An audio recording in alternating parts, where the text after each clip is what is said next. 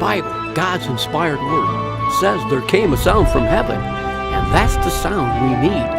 The truth, present truth that can set you free.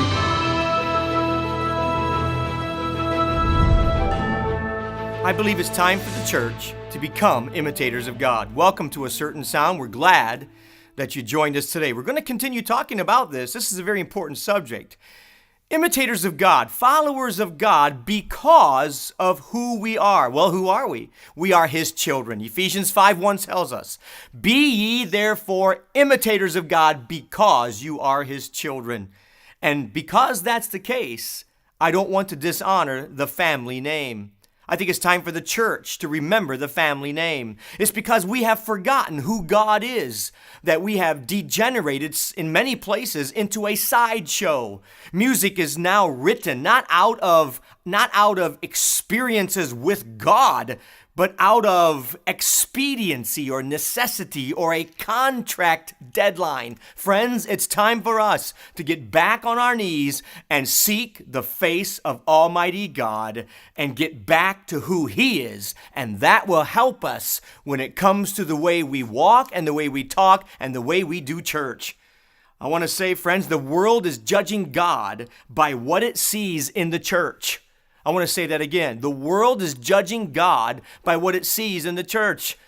You know, sometimes we have a concept of God in the church that really is other than something God really is.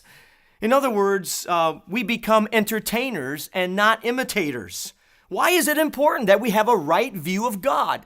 Why is it important that we have a right concept of who our Father is? Well, I like what A.W. Tozer said the best. In fact, I'm going to read to you the quote from A.W. Tozer. Listen to what it says. A.W. Tozer said this: "We tend to move towards our mental image of God." Now think about that. We tend to move toward our mental image of God. He went on to say, he said, "The most revealing thing about a church is its idea of God."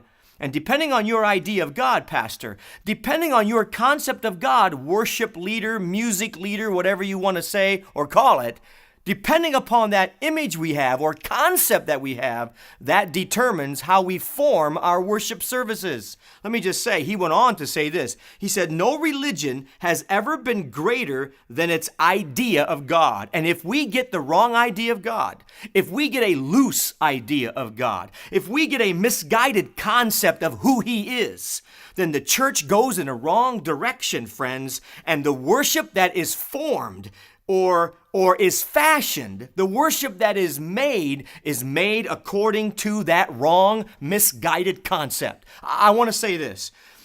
People actually sometimes believe that God is something other than He really is.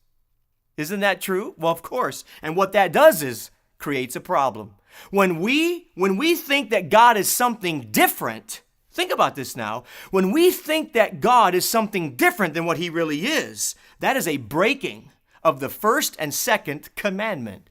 "Thou shalt have no other gods before me. You shall not make unto thee any graven image." Friends, I want to say it's time for the church to put down its idols, get back on its knees, stop worshiping music, stop worshiping worship, and worship the Almighty God. Jesus said, "They that worship me must worship me or Him in spirit and in truth." Friends, let's get the right idea of who our Father is. And when we do, our God is an awesome God. He is holy and just. And when we get that concept, it will change the way we do church. For more information, visit us online at acertainsound.com.